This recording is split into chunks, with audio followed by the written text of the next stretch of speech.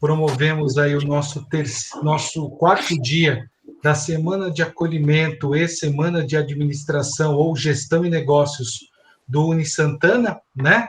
Hoje, falando aí com o nosso querido professor mestre Vicente Carlos Cavalari, que vai nos contemplar aí com como modelar um pouco a nossa vida de acordo com um modelo que é extremamente tangível, né, e muito popular, só que às vezes as pessoas o utilizam de maneira muito incorreta, né, e aí o professor vai nos brindar aí com essa normativa que é a gestão de competências por meio do Canvas, ok? Professor Vicente Carlos Cavalari, muito obrigado, e a palavra é do senhor. Muito obrigado. Ok, professor Loyola, demais professores presentes, alunos, convidados, meus amigos seguidores aqui também do Instagram, nós estamos fazendo hoje uma transmissão conjunta pela plataforma Meet Google e também pelo meu Instagram. O tema hoje é falar sobre você, o seu melhor negócio. Por que isso? E usando a modelagem do Canvas de modelo de negócio. Então, antes de falar disso, eu queria fazer uma pergunta. Eu gostaria, inclusive, que hoje essa nossa conversa aqui, muito mais do que uma palestra, fosse um bate-papo, fosse uma troca de experiências, fosse um intercâmbio de conhecimento, de bagagem. E a gente vai tentar somar e articular isso tudo. Vamos lá. A pergunta é a seguinte, o desafio é o seguinte, se eu pedisse a algum de vocês para, em 1 minuto, 2 minutos que seja, descrevesse uma coisa muito próxima de nós, né, de cada um de nós, que é a nossa casa, a gente conseguiria descrever essa casa nos seus mínimos detalhes em 1 minuto? É possível isso? Não. Não. Por que não, Luana? Porque é muita coisa, né? Para você descrever em detalhes assim, é muita coisa. Em 1 minuto não teria como descrever. Pois é. E aí, como é que você faz? Não descreve ou você tenta descrever? Tentaria resumir o máximo. Mesmo assim, acho que 1 minuto não daria. Tá. Se eu pedir para uma criança, né, uma criança assim, der um papel, um lápis para ela e falar assim, desenhe uma casa, ela desenha? Desenha. Desenha. O que ela faz? Ela vai desenhar a casa, né? Sim, mas o que ela desenha? Como que ela desenha essa casa? Ela vai desenhar o telhado, vai desenhar as paredes. Tá. Talvez uma porta. Sim, uma janela. Uma janela. Ou seja, o que a criança fez nessa hora? Que ela desenhou 4 traços, né, um quadrado, um retângulo, um telhadinho, ou talvez uma chaminé, ou uma porta e uma janelinha. O que ela fez? Ela fez a casa, o que ela imaginou. O que ela imaginou, a percepção dela sobre uma casa. Ela pega os elementos essenciais de uma casa, que são as paredes, a cobertura, a porta e a janela, conforme ela percebe, conforme ela capta essa casa, esse elemento, e desenha. Se eu chegar para uma pessoa adulta e falar assim, olha, faz o seguinte, como é que é a sua casa? Se você perguntar, estiver lá tomando um refrigerante, uma cerveja, um sorvete e tal, e falar para o seu colega de mesa, desenhar, como é que é a sua casa? O que ele vai fazer? Ele vai pegar um guardanapo e... Vai desenhar. Vai mostrar exatamente como é a casa dele, o tamanho, os cômodos. Os cômodos e tal, né? Exatamente. Então, o que essa pessoa fez, essa adulta, foi a mesma coisa que a criança fez. Ela fez uma simplificação da realidade. Porque qualquer coisa no mundo real é muito complexo, é muito cheio de detalhes, de nuances, né? Tanto faz ser uma casa, como um cachorro, como um automóvel. As coisas são muito cheias, muito ricas em detalhes. Então, o que é um modelo? O modelo é exatamente isso, é uma simplificação da realidade. E o modelo, ele serve tanto para desenhar uma casa, que é uma planta, se você fizer pedir para um adulto desenhar uma casa, ele vai desenhar os cômodos, o quarto, a sala, a cozinha, o banheiro, o quintal, a churrasqueira, ele vai fazer uma planta baixa, né? Um desenho assim retangular com os compartimentos da casa, os cômodos da casa. E a criança, ela não tem essa capacidade de elaborar isso, então ela faz uma casinha como ela vê. Ambas as soluções são simplificações da realidade, são modelos. Bom, assim como a gente faz isso para uma casa, ou para um carro, ou para um móvel, a gente faz isso para uma empresa. Aí, como é que você pode fazer isso? Você pode escrever, né? Descrever todos os departamentos da empresa, descrever quem são os clientes, descrever de que forma que ela negocia, de que forma que ela vende, de que forma que ela cobra. Ou apareceu um cara, em 2004, e na tese dele, ele propôs um modelo, ou seja, uma simplificação da realidade, um modelo que representasse a forma como uma empresa trabalha no mercado, como essa empresa entrega valor e se sustenta no mercado. Por quê? Porque qual é o objetivo da empresa? Vamos lá, Luana, você que está com o microfone aberto aí, qual é o objetivo de uma empresa? O objetivo da empresa é crescer, né? Crescer, boa. O que significa crescer? Melhorar, gerar empregos, melhorar, né, a estrutura da empresa, a parte administrativa, ser uma empresa conhecida, né? Acredito que o objetivo de todas as empresas é se tornar uma empresa conhecida, né?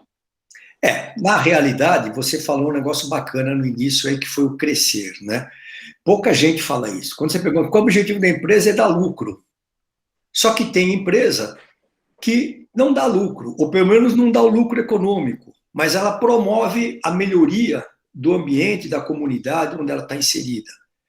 Ela atende a objetivos sociais, se bem que qualquer empresa tem um objetivo social, né?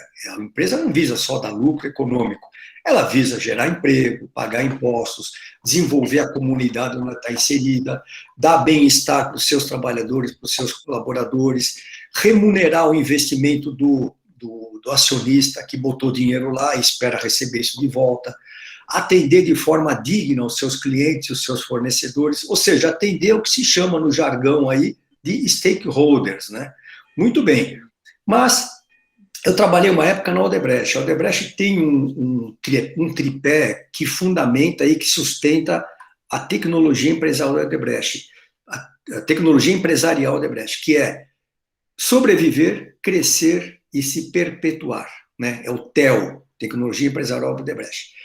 Muito bem, é exatamente isso, ou seja, a empresa tem que sobreviver, e para isso ela luta num mercado, às vezes hostil, de muita concorrência, às vezes mais suave, ela cresce, como você disse, Luana, e ela sobrevive, e se perpetua. Hoje esse conceito de perpetuar, a perpetuação de uma empresa não é tão praticado, que as empresas hoje trocam de mão, elas são negociadas e tal, mas enfim, mas enxugando a coisa, esse cidadão chamado Alexander Osterwalder, ele propôs um desenho, você representar uma empresa através de um quadro. Esse quadro que está atrás de mim aqui, né?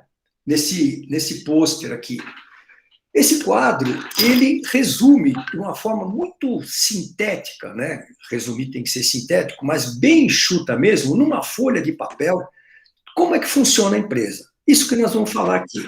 Agora, o desafio que se coloca é o seguinte: qual que é a melhor empresa que nós administramos? É a empresa do nosso chefe? É a empresa da qual nós somos sócios? Ou nós mesmos? A minha tese aqui nessa conversa hoje é que o nosso melhor negócio somos nós mesmos, porque nós nos vendemos, né, no sentido amplo da palavra, o tempo todo. A hora que você acorda, você fala com a sua mulher ou com o seu companheiro. A hora que você passa na portaria, você tem que vender, passar uma boa impressão para o porteiro, para o zelador, para o faxineiro. o motorista do Uber que te leva para o aeroporto ou te leva para o escritório, enfim, os teus colegas de trabalho, você está vendendo o seu peixe o tempo todo. Muito bem. Então, por que não nós não nos modelarmos segundo esse gráfico aqui, visual? E veja, a hora que você faz um negócio desse visual, ele fala muito mais do que 50 ou 60 folhas de papel escritas, datilografadas, digitadas e tal, ok?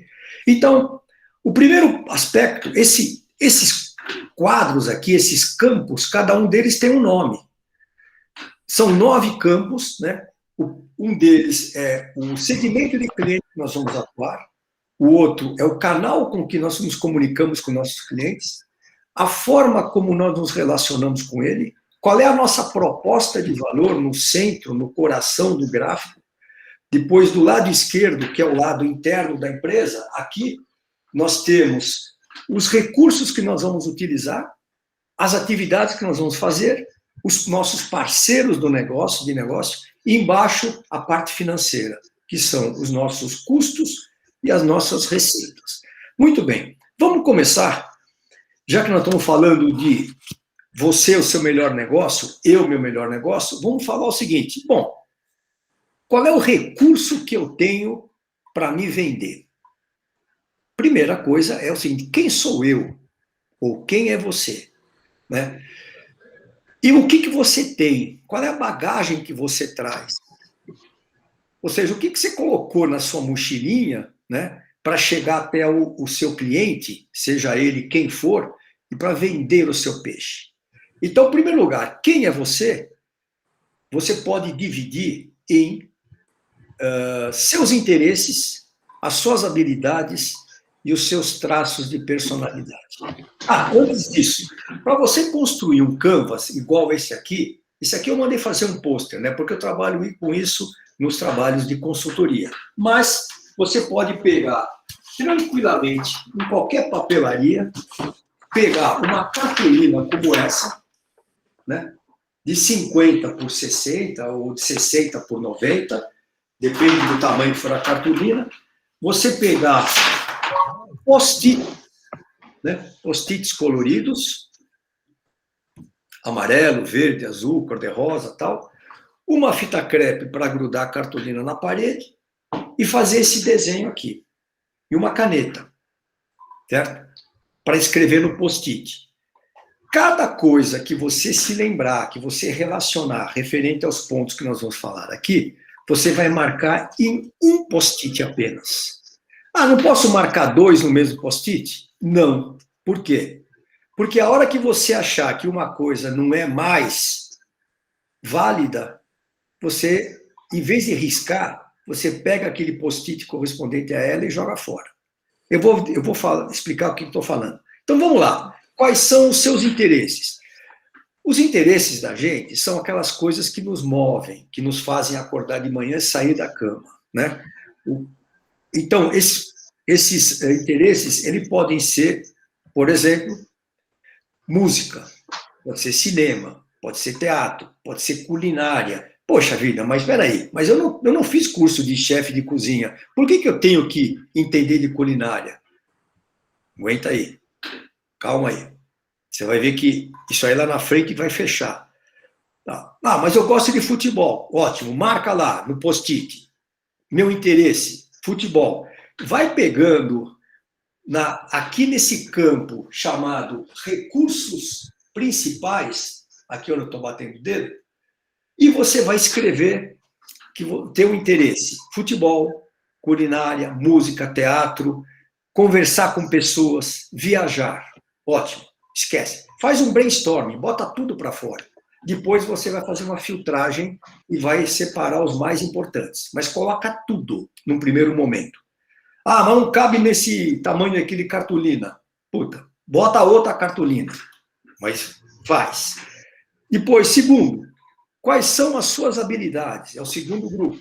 As habilidades podem ser naturais ou inatas e podem ser aprendidas. As inatas são aqueles talentos inatos que você tem, coisas que você faz muito bem e com facilidade. E é reconhecido. O teu amigo lá, você vai num churrasco, o cara fala assim, ô, Luana, toca um violão para nós aí, pô, né? Você já leva o teu violãozinho, você sabe que vai ter essa tarefa. Aí, puta, legal. Aquilo é uma coisa que é inata e acabou sendo desenvolvida, porque você praticou. Muito bem. Então, relaciona isso tudo, né? As coisas que... Por exemplo, o raciocínio lógico, né? A noção de dimensão. Eu, por exemplo, eu tenho uma noção legal de dimensão. Eu não preciso pegar a régua ou a trena para saber qual é a distância que eu estou da parede aqui, do meu lado.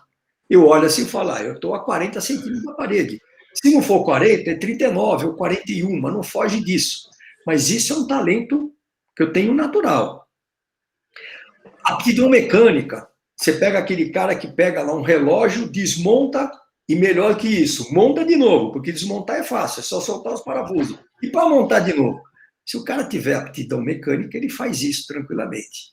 Então você vai relacionar todas essas coisas que você faz bem e com facilidade. E depois tem aquelas outras habilidades que são as aprendidas, que você vai marcar também. Então, uma inclinação para a parte de finanças. Por quê? Porque você nasceu com aquele raciocínio lógico matemático de mexer com números, com fórmulas e tal, e você falou, não, eu vou desenvolver isso aqui. Então você começa a fazer um curso de matemática financeira, um curso de finanças, um curso de mercado de ações, tudo está ligado a números, né, e cálculos. Maravilha. Você pode ter uma inclinação ou desenvolver isso para a área do direito, né? Então, professor Bruno, né, uma oratória bem desenvolvida, uma facilidade de memorização, essa dedicação, esse afinco para a leitura, né? Quer dizer, tudo isso você reúne condições que fala, poxa vida, esse cara ele tem uma habilidade desenvolvida com relação à inclinação para a área do direito. Por exemplo, a área de computação, a área da fotografia, você pode desenvolver isso, fazer curso e aperfeiçoando e tal. Muito bem, registra tudo isso. Terceiro aspecto, eu falei, né? Quem é você? Seus interesses, suas habilidades e os seus traços de personalidade. Como é que você é? Você é um cara detalhista? Marca lá. Não sou. Eu sou ansioso, ou eu sou calmo, eu sou extrovertido, eu sou comprometido, eu sou um cara equilibrado. Marca isso. Por quê? Porque há perfis e perfis de profissional. Não estou falando de você procurar emprego, certo? Essa modelagem do Canvas, ela se aplica tanto para você se lançar numa carreira solo, como empresário, como empreendedor, ou para você se melhorar no ambiente que você trabalha, né, contratado ou com vínculo e tal, ou você montar uma empresa também, participando de uma empresa, né? Então, qualquer situação vale para você se remodelar, se reinventar. Muito bem. Registra isso tudo. Bom, isso tudo está na categoria do quem é você. Quer dizer, então, não é mais ou menos um currículo, mas um currículo não daquele jeitão que a gente conhece, né? Nome, endereço, telefone, contato, e-mail e tal. É mais você colocar tudo a tua bagagem aí. E o que você possui? Você possui, primeiro, você tem conhecimentos adquiridos através de cursos. Cursos de formação. O que você fez? Eu fiz psicologia. Maravilha. Que mais? Eu fiz extensão, psicologia clínica, ou psicologia para jovens e adolescentes. Você vai se especializando. Relaciona o curso básico e as especializações. Mas eu fiz cursos também fora da minha área. Eu fiz curso de violão, eu fiz curso de idiomas. Maravilha, marca lá também. Eu viajei para fazer um intercâmbio. Marca suas viagens, a trabalho e a lazer. Tudo isso aí, você vai formando um registro, né? Um conjunto de informações lá que depois você fala, uau, puta, eu não sabia, eu não tinha pensado que eu tinha tudo isso. Mas tem. A gente tem que fazer esse exercício de aprofundamento. Muito bem. Depois, uma coisa super importante, contatos, né? Quem são os meus contatos?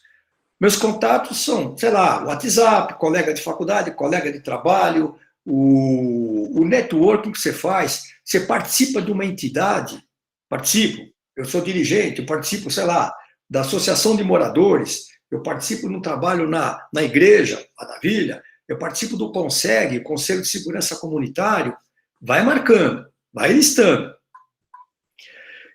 Com tudo isso, depois você vai marcar também quais são os seus hobbies, quais são os seus trabalhos comunitários, se você faz algum trabalho, isso hoje é muito valorizado, né? Que trabalho que você faz comunitário?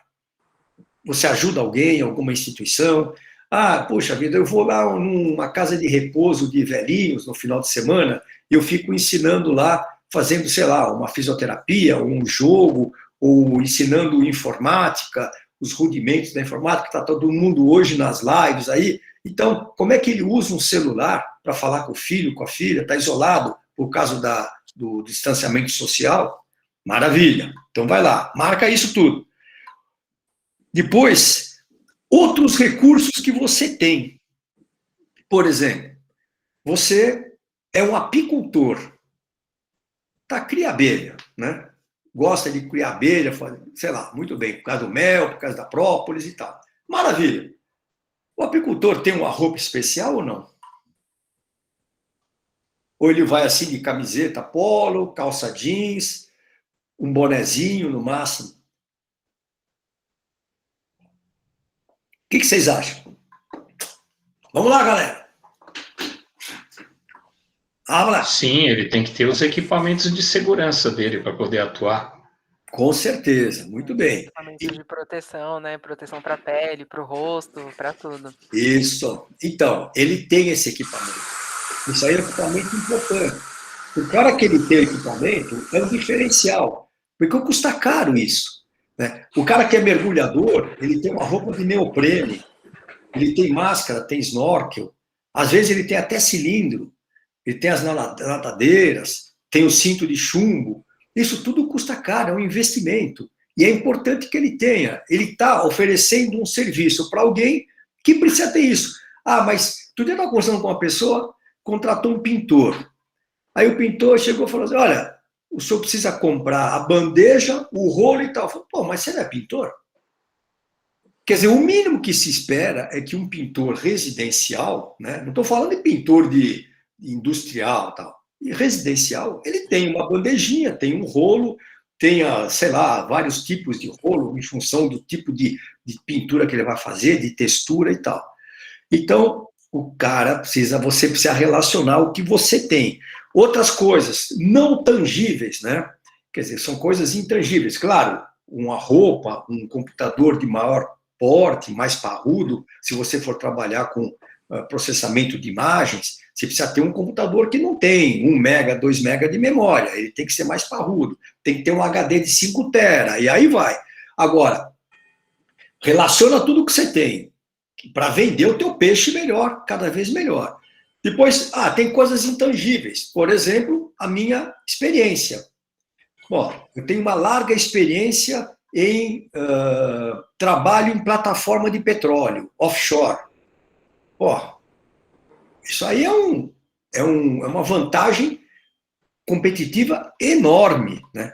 Relaciona isso. Não é botar assim, eu trabalhei na Líder, táxi aéreo, tal. O que você fazia lá? Eu era mecânico de terra. Não, eu era copeira. Eu servia a refeição.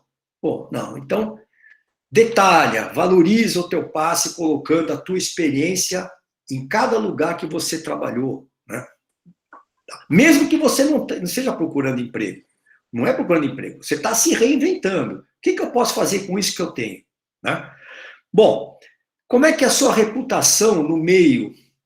Eu trabalhei numa empresa que o CEO lá, quando me entrevistou, ele falou assim, Cavalari, quem são seus amigos? Eu falei, fulano, e quem são seus inimigos lá? Eu falei, desconheço. Por quê? Porque era uma empresa que era monopsônio. A empresa era o único comprador do setor, do segmento, né? Então, eu ia lidar com aquele comprador o tempo todo. Agora, se eu fosse lidar com o cara, eu não vou com a cara daquele cara lá, e ele é um elemento de decisão na hora da aquisição, eu estava roubado. Eu e a minha empresa. Então, são detalhes, quer dizer, verifica qual é a tua reputação no meio que você está atuando, né? Onde você tem experiência, na área de alimentação, na área fármaco, na área de engenharia, na área de recursos humanos, enfim.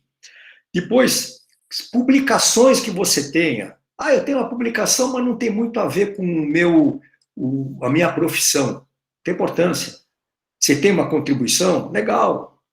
Um livro, uma publicação, um artigo, numa revista, um artigo científico, é importante isso aí. Vai relacionando, vai colocando. E, finalmente, alguns outros atributos que compõem você como um indivíduo completo, complexo e tal. Quais são os seus valores? Como é o seu humor? Você é um cara com humor oscilante, você tem estável, um dia você está bem-humorado, outro dia você está muito irritado, se irrita fácil, como é que é? Enfim, essas coisas todas, que são coisas não tangíveis, né? São as tais das soft skills que o professor Manuel falou ontem, é importante a gente relacionar. Até porque, a hora que você pega os seus valores e você vai oferecer um trabalho para uma empresa que ela não tem os mesmos valores que você, por exemplo, apareceu uma empresa que queria fazer uma engenharia tributária. Fazer aquele negócio, montar uma empresa para fazer jogada com imposto, para sonegar imposto, em resumo. Eu falei, para eu prestar consultoria, eu falei, muito obrigado. Eu estou com a minha agenda cheia, eu saí. Eu não falei, eu não vou fazer isso porque isso aí é antiético. Né? Não, mas eu declinei. Por quê? Porque os meus valores não batem com os valores apresentados por aquela empresa. Ou pelo menos os que eu percebi. Né? Então, isso é importante. Então, sobre recursos principais, pessoal, é isso aí. Os dois grandes blocos, quem é você e o que você possui.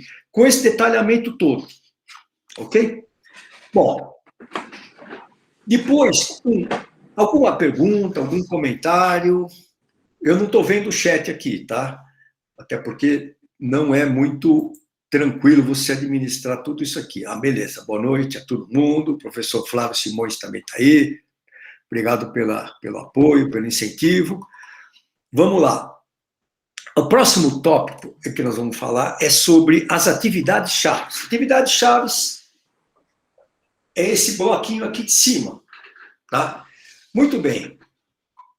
Essas atividades chaves, elas emergem daquilo que você é.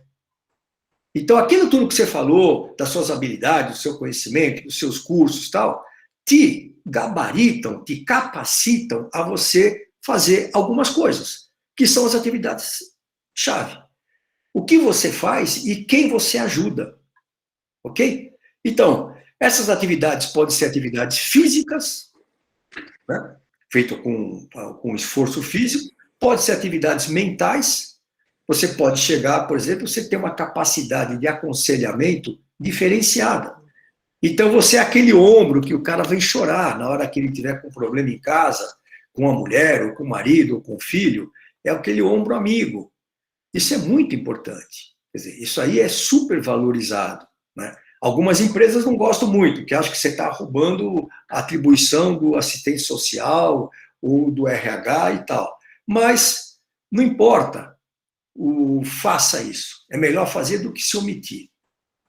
Bom, então, liste essas atividades chaves, aquilo que você se propõe a fazer, com base na sua experiência, na sua bagagem, e filtre as principais. Vamos seguir. Próximo tópico, vamos ver a questão de cliente. Mas espera aí, mas eu, com o meu melhor negócio, eu tenho cliente? Tem, sim, senhor. Eu não acabei de... Quem é o seu cliente? Cliente é aquela pessoa que você ajuda, de alguma forma. Cliente pode ser o seu chefe, pode ser o seu subordinado, pode ser o seu par. Você é gerente de um setor e você tem outros gerentes. E você entrega algum trabalho para essa pessoa. Ele é seu cliente. Quem lançou esse conceito do cliente interno foi na década de 50, 1950, aquele cara que inventou aquela espinha de peixe lá, o Ishikawa, né? Ele que lançou esse modelo de cliente interno. Ou seja, e quando existe a percepção de que o seu colega de trabalho é o seu cliente interno, isso potencializa toda a cadeia produtiva e atende melhor o seu cliente externo. Por quê? Cada um compra do seu fornecedor, certo? Que é o seu par, e vai passar com a mesma qualidade, com a mesma atenção, com a mesma presteza. Ok? Bom, se você tiver um sócio, ele é seu cliente também. Por quê? Porque você tem uma expertise. Ah, meu negócio é vender. Cobrar eu sou ruim, financeiramente eu sou ruim, produzir eu sou ruim, mas para vender eu sou um leão. Ótimo.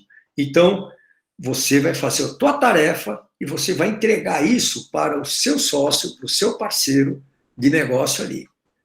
Então, relaciona. Quando eu falei de chefe subordinado e tal, relaciona o nome dele. Ah, meu chefe, Antônio Luiz, não sei o quê. Meu colega de trabalho, Pedro Alcântara, não sei o quê. Meu subordinado, José, tal. Marca isso aí, para você ter isso presente, você perceber isso. Na empresa, quem você ajuda, então, vimos. No seu negócio, quem você ajuda. Hoje, por exemplo, na parte da manhã, eu apresentei essa palestra, e um aluno falou assim, mas se for um restaurante, eu não vou relacionar o cliente. Pergunto, é verdade isso? Não vou relacionar o cliente? Ou eu tenho como caracterizar o meu cliente? Certo? Eu tenho como caracterizar. Porque eu não sei o nome do cliente, cada dia é um cliente diferente. Tem aqueles clientes habituais, né? Que tem cadeira cativa lá, ou que tem mesa cativa no restaurante. Mas já tem aqueles clientes que são rotativos, que um dia é um, outro dia é outro, tal. Mas o teu restaurante certamente tem um perfil de cliente.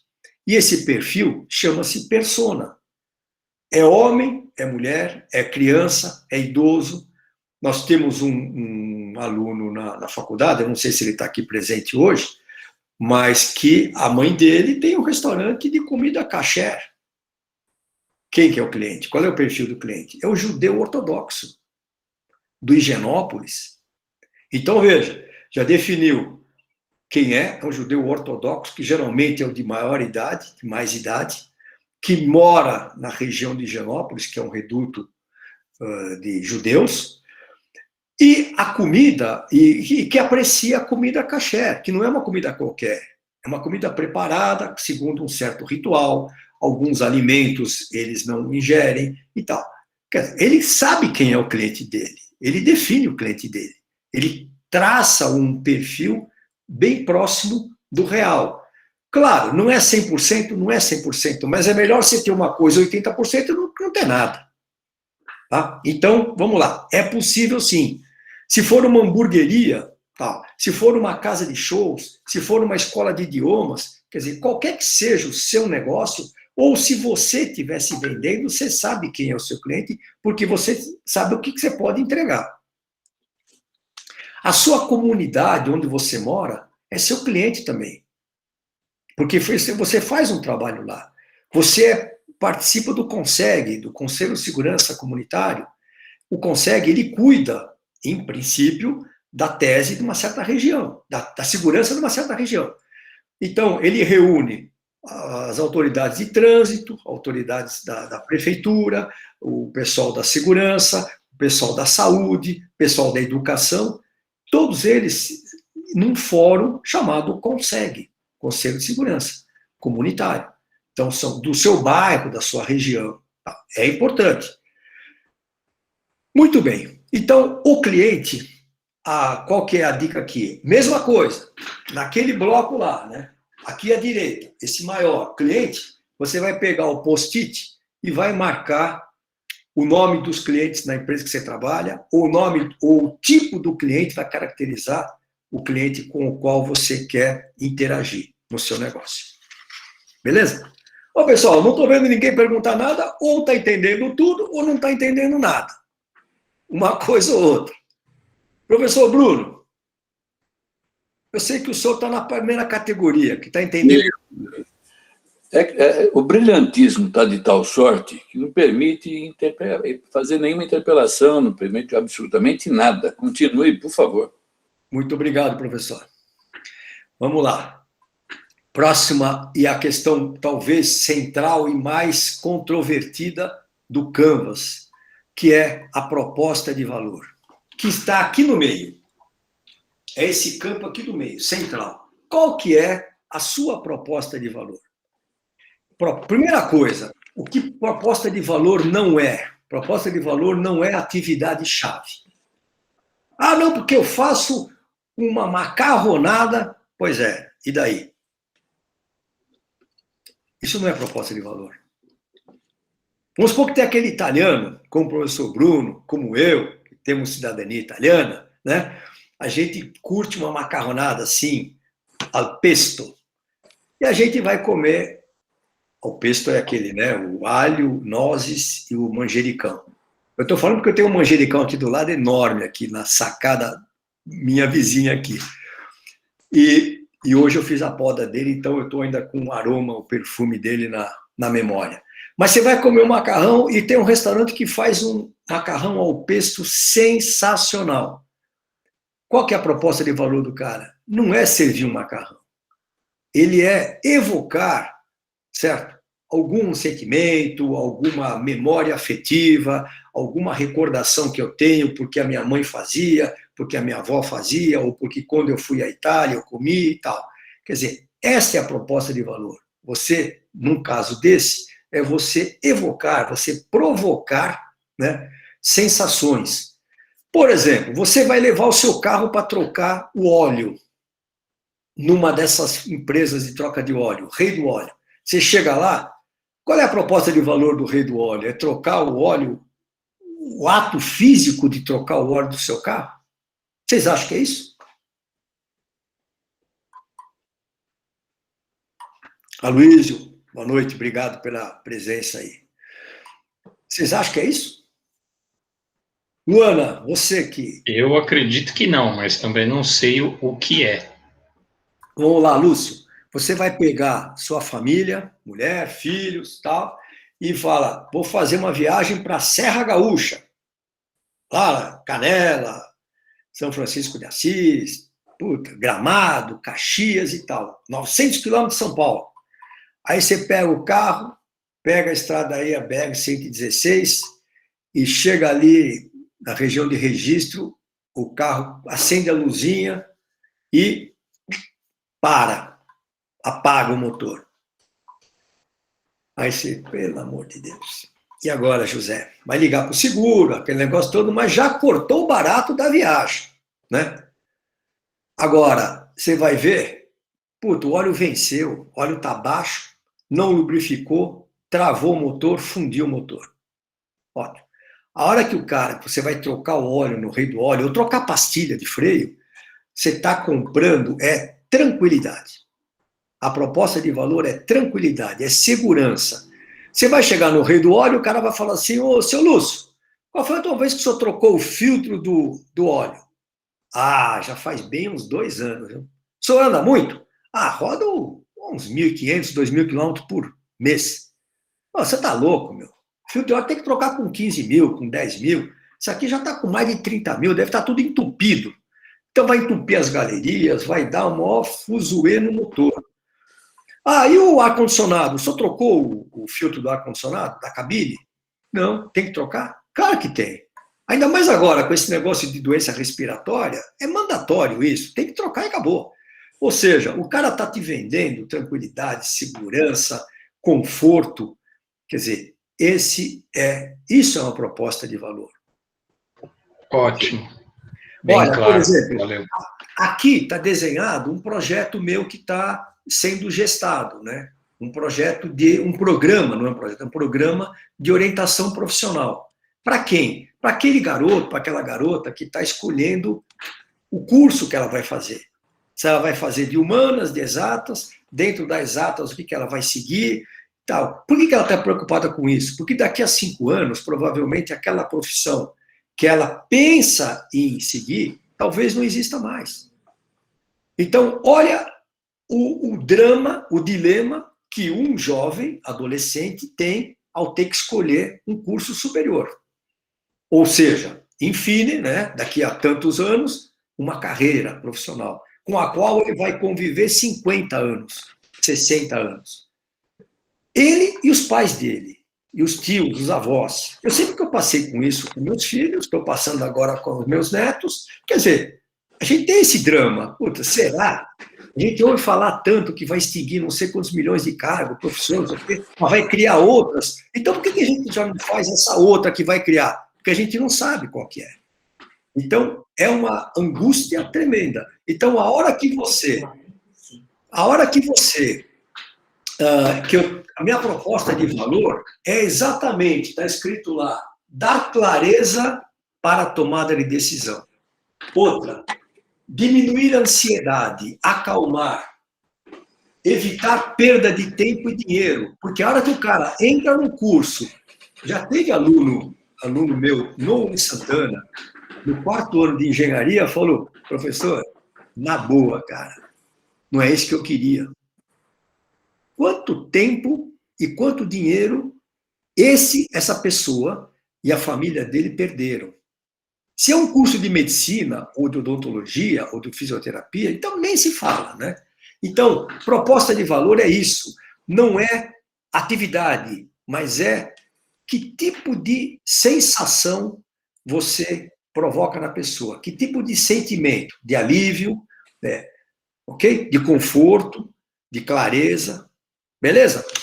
Então é isso. Beleza. É importante... O professor... Fala, Lúcio. Desculpa a minha pergunta, mas pensando nesse sentido e falando da proposta de valor, o que nós poderíamos imaginar sobre qual é a proposta de valor da Universidade Santana?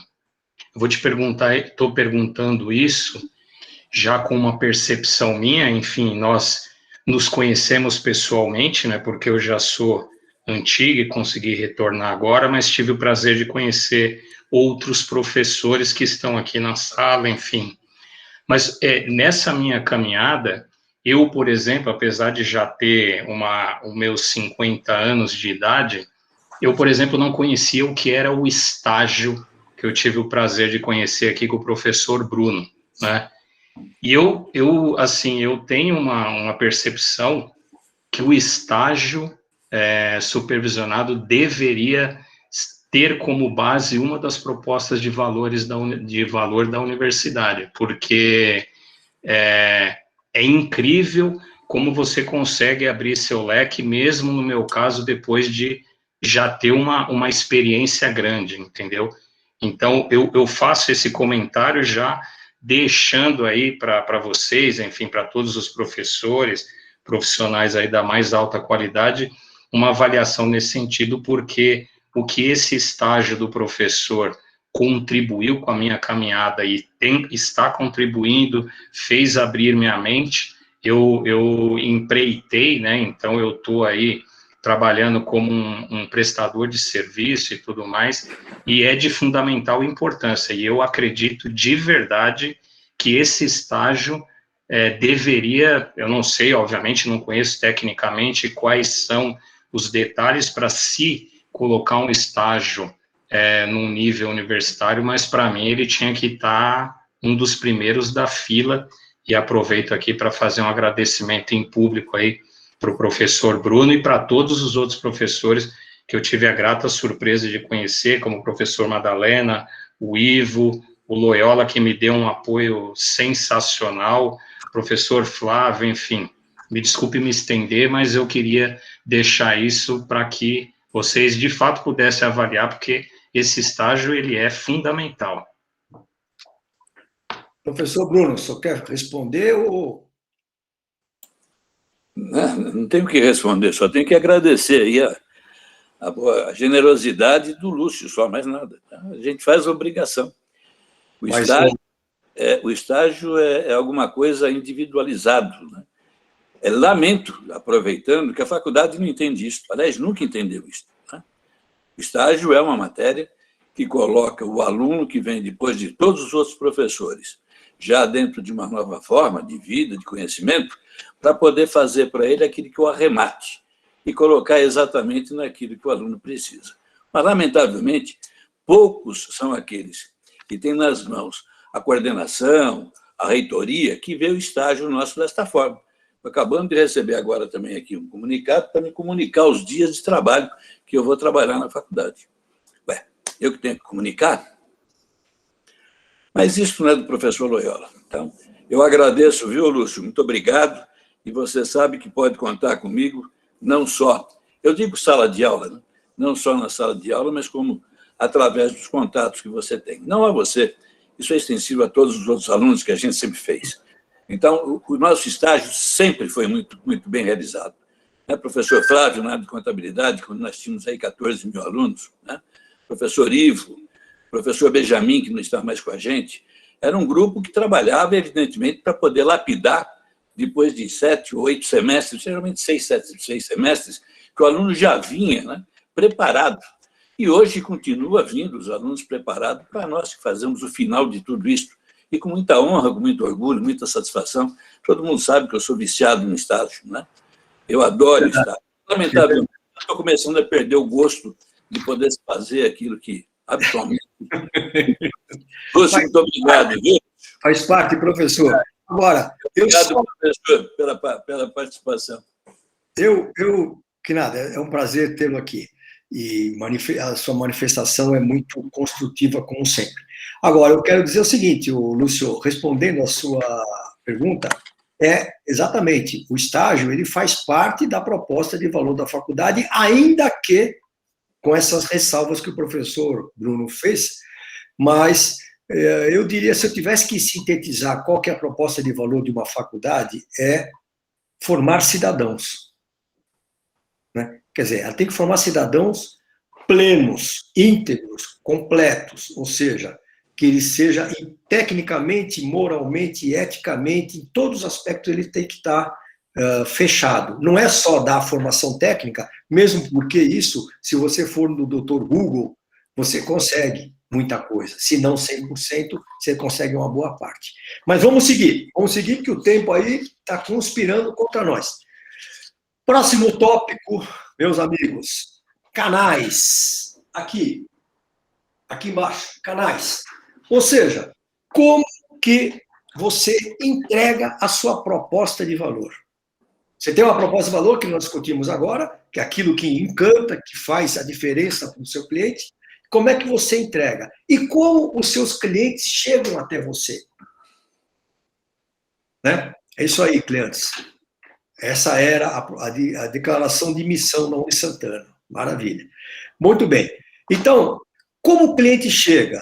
São aquelas 5 fases do marketing. Como o cliente sabe que você pode fornecer um produto ou um serviço para ele? Boca a boca? Via anúncio? Via site, blog? Via YouTube, os seus canais no YouTube? Via telechamada? Via um fórum? Via e-mail? Como é que o cliente chega até você? Ou ele vai lá no Google, às vezes você pega um site que demora 5 minutos para carregar o site. O cara não espera, desiste e vai embora. Então, tá ruim. Como é que ele chega até você? Segundo, depois como é que ele decide comprar? A segunda fase. A terceira fase, de que forma ele compra? Ele compra presencialmente, ele compra à distância, pelo e-commerce, ou ele vai lá na loja, verifica as dimensões e depois ele compra pelo e-commerce, porque ele já sentiu fisicamente, de forma tangível, o produto. Como você vai entregar o teu produto, o teu serviço para o teu cliente? Vai ser presencialmente, vai ser online, vai ser remotamente? Tá? E finalmente, como é que você vai garantir que ele ficou feliz?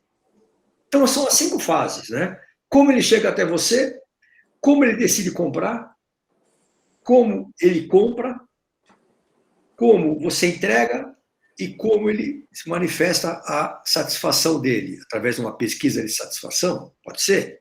Tá. Então, isso são os canais, tá? Que não tem nada a ver com o próximo tópico, que é relacionamento. Relacionamento tá lá em cima, é como é que você interage com o seu cliente. Como é que você interage? De forma fortuita, eventual? Só quando ele compra? Ele comprou até logo, não quero mais saber dele? Ou você liga para o cara, e aí, recebeu? Funcionou? Conseguiu montar? Então, isso é super importante. No aniversário do seu cliente, você liga para ele, você manda uma mensagem, um WhatsApp. Eu tenho uma ex-aluna, né, aqui do Uni Santana, que ela é corretora de seguro. Então, já faz uns 4, 5 anos que ela faz o seguro do carro, dos nossos carros aqui. Mas é assim, ela faz seguro do carro. Mas só que é o seguinte, saiu a tabela de IPVA. Professor, IPVA, se eu vence tal dia, o senhor trocou de carro? Não. Ah, beleza. Ah, eu troquei de carro. Me manda um documento novo. Ela já pega a placa, o modelo, já sabe tudo aí. Aí ela já manda uma mensagem. IPVA vence tal dia, vale tanto. Olha, a placa é tal. Aí não sei o que, tal. Quer dizer, ela dá uma assessoria que é mais do que simplesmente falar, vai renovar comigo ou não? Certo? Como faz a maioria dos corretores. Quer dizer, essa falta de sensibilidade. Então, legal. Como é que são as suas entregas? Com que frequência se fala? Você está interessado em manter os clientes que você tem ou você está preocupado em ampliar a sua base de clientes? Ah, pô, a minha região já está saturada, eu quero abrir um cliente em outro estado.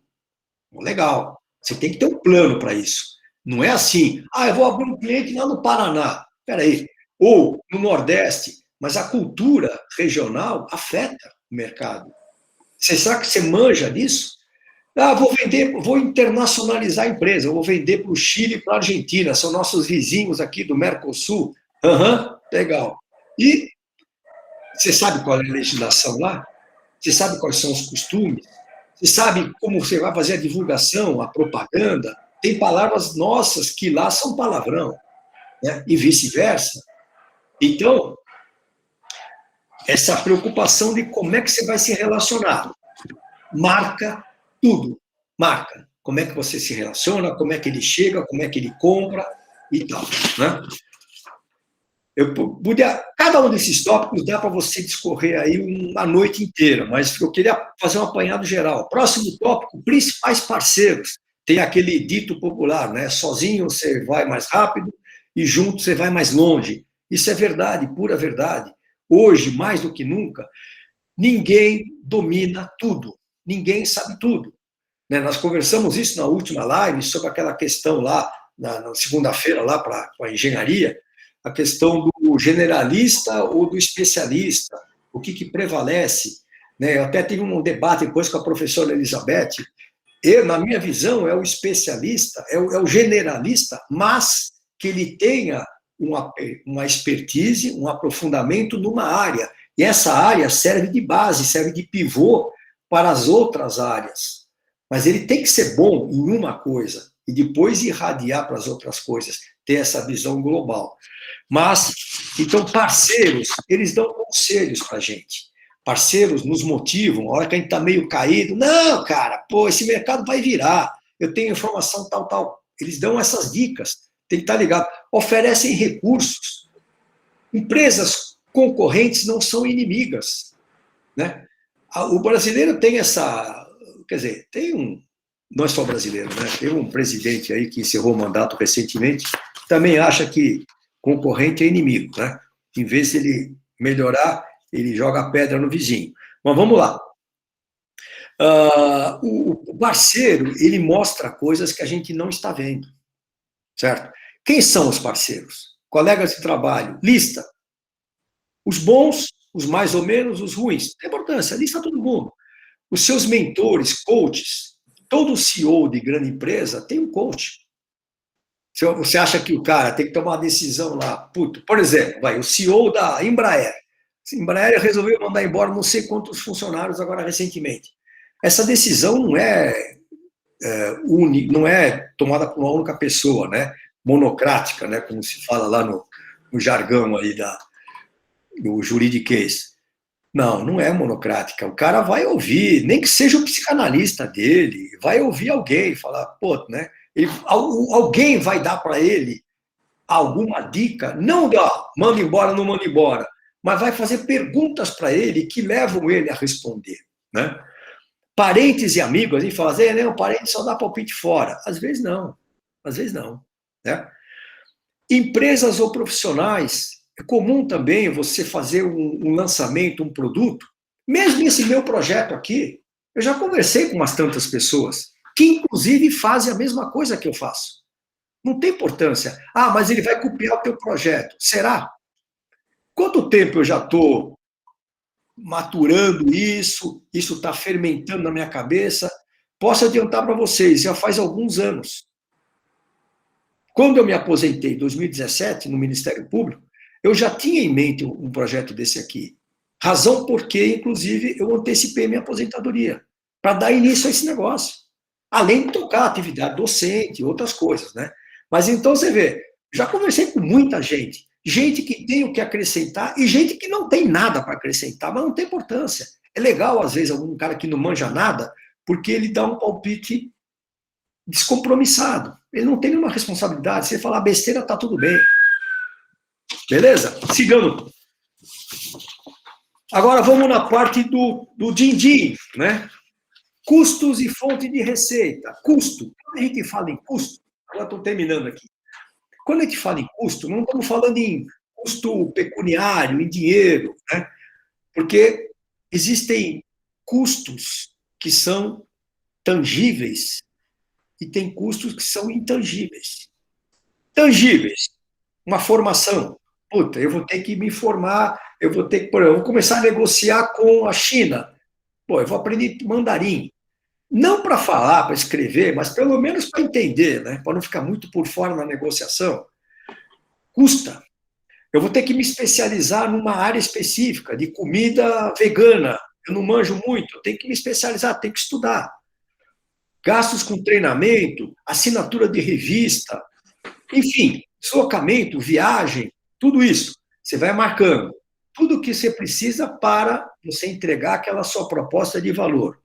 Carros, vestimenta, investimento em plataforma, em internet, uma internet mais rápida e tal. Agora, tem os intangíveis. O que é o intangível?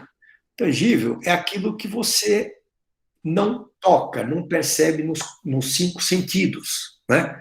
Então, por exemplo, estresse. Abrir mão, por exemplo, do convívio da sua família, da sua mulher, do seu marido, dos seus filhos, durante um ano. O empreendedorismo tem isso, né? O empreendedorismo, ele tem hora que fala, amigo, agora não tem feriado, não. Agora você vai trabalhar, agora você vai bolar a proposta da semana que vem. Vai ter que elaborar, ter uma concorrência, uma licitação, coisa assim. Muito bem. Ansiedade, frustração, relacionamento com parceiros. O caminho está cheio de pedra. Então, isso significa desgaste. Desgaste não significa briga, mas é contenda, é discussão, é debate, troca de ideias. Não, você tem um sócio. Não, vamos fazer assim, não vamos. Vamos, não vamos. Ah, então sai da sociedade. Peraí, não é por aí. Né? Então, tudo isso aí são perdas, são gastos que a gente tem emocionais, que são os intangíveis. E, finalmente, então, relaciona naquilo que você se propõe a fazer. Tem isso ou não? É tudo mar de rosa, é tudo céu de brigadeiro, né? Nem sempre. E, finalmente, as fontes de receita. Fonte de receita é uma coisa que muita gente confunde com forma de pagamento. Ah, fonte de receita, pagamento com cartão de crédito. Não, isso é forma de pagamento. Fonte de receita é o seguinte, da onde vem o meu ganho? Tem também ganhos tangíveis e ganhos intangíveis. Tangível é aquilo, é o salário, é a remuneração, é o prolabore, são os bônus, as comissões, os benefícios, se você for empregado, funcionário contratado, plano de saúde, assistência médica, bolsa, auxílio bolsa, né, faculdade, planos de, ou pode ser planos de assinatura. Quando você assina Netflix, você não está comprando um vídeo, você está fazendo um plano de assinaturas. Você também pode vender um curso, por exemplo, esse meu programa aqui, pode também ser vendido por assinatura. Uma pessoa que queira uma manutenção durante um ano ou 6 meses, não quer fazer um intensivão. porque esse programa aqui demora 2 meses e meio. São 10 encontros semanais. Mas a pessoa fala assim, não, mas eu fico mais confortável. 10 encontros semanais, depois 1 por mês, depois 1 a cada 3 meses, e a pessoa vai se fortalecendo. Então, isso. E tem os ganhos, as receitas intangíveis, que são o quê? O reconhecimento.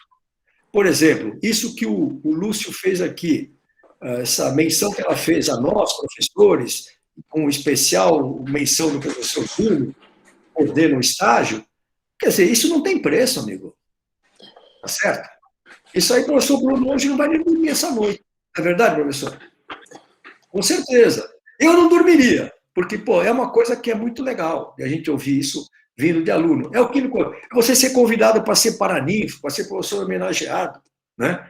Ou você receber uma carta de agradecimento da empresa, você dá uma consultoria, e a empresa resolveu o problema dela. Ela fala, olha, eles pagaram o que foi contratado, mas mesmo assim, você aliviou.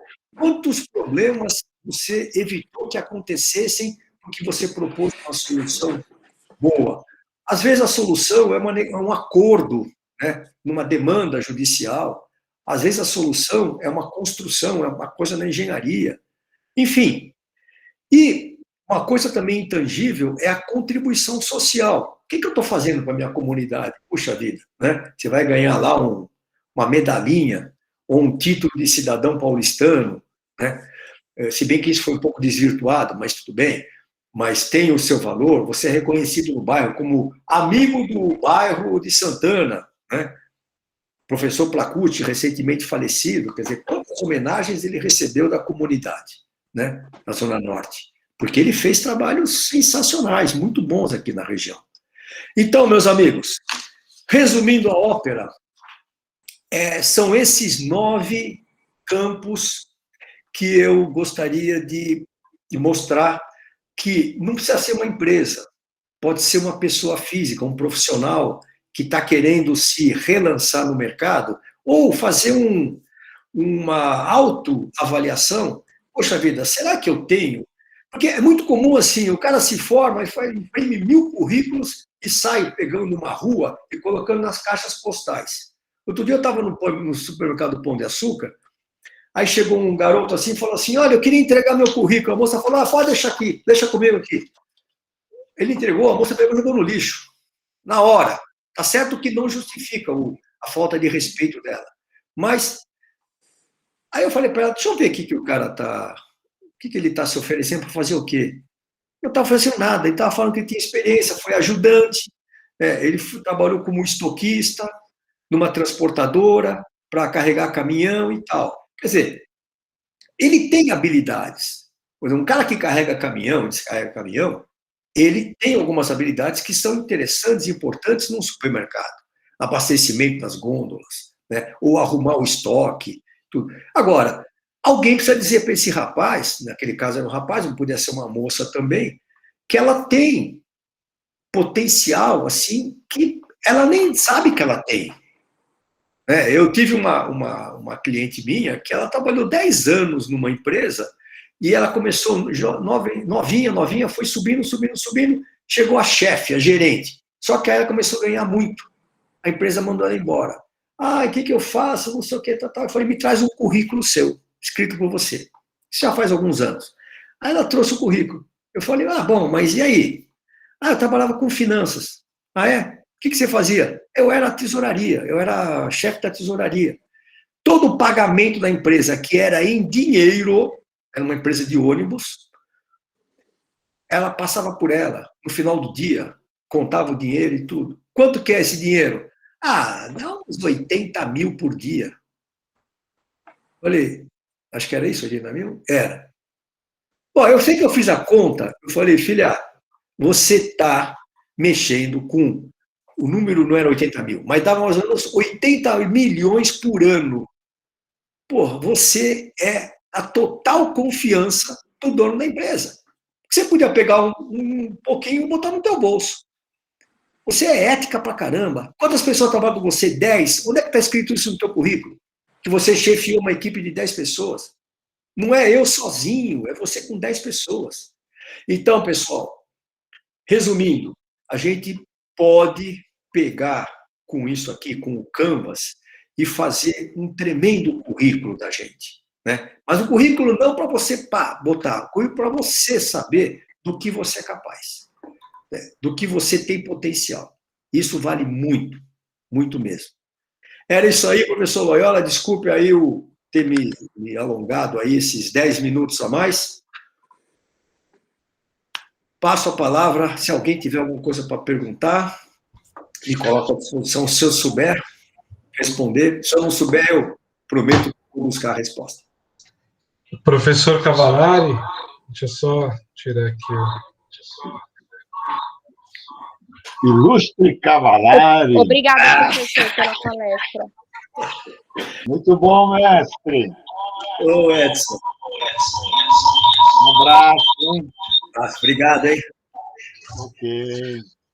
Bem, professor Cavallari, só temos a agradecer e parabenizar por esta palestra muito interessante, que incentiva manifestações puras e muito tranquilas e serenas, como a do Lúcio também, que vem premiar aí um trabalho incrível feito pelo professor Bruno, né, pelos professores. Então, isso é muito bom, e que possamos realmente tomar posse dessa metodologia para que a gente possa criar condições para termos uma vida mais tranquila.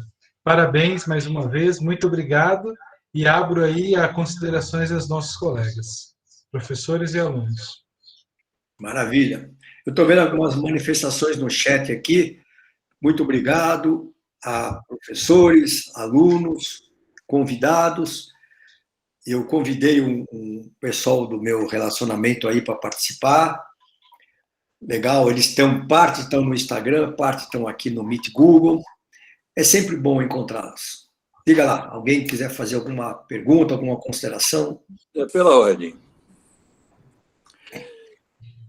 Bem, antes de mais nada, eu gostaria de cumprimentar o professor Luiz pela semana que fazia tempo que a gente não tinha uma boa semana. E aproveitando, cumprimentando, em nome do senhor, cumprimentar a professora Renata, né?